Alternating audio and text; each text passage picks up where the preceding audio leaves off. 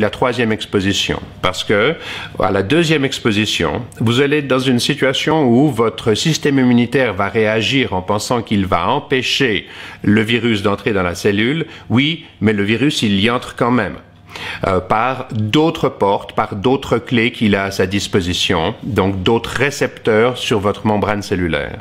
Et ça va engendrer une surréaction de votre système immunitaire, déclenchant ce qu'on appelle une crise de cytokine.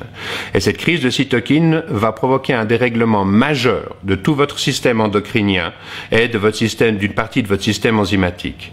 Et ça va déclencher une réaction inflammatoire, particulièrement au niveau de vos cellules épithéliales, qui tapissent la cavité cardiaque et qu'on retrouve en grand nombre, par exemple, dans l'intestin grêle, la première partie de l'intestin après votre estomac.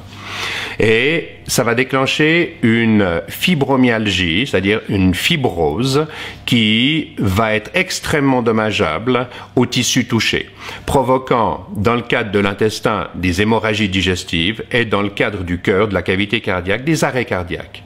Donc, ça va être un peu à l'image de la grippe de 1918, où la première vague d'infection a touché, a tué entre 1 et 5% des populations.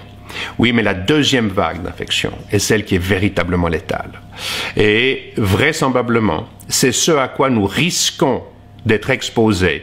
Et c'est pour ça qu'il est tellement important de retarder finalement la première exposition. Parce que d'une fois que vous aurez, il y a encore beaucoup de gens qui m'appellent et qui me disent « Oui, mais moi j'ai eu le Covid-19 et le Covid-19 et il n'y a pas de problème, dans 5 jours, les médecins m'ont dit que je pouvais recommencer à circuler, etc. » Énorme erreur. C'est une énorme erreur.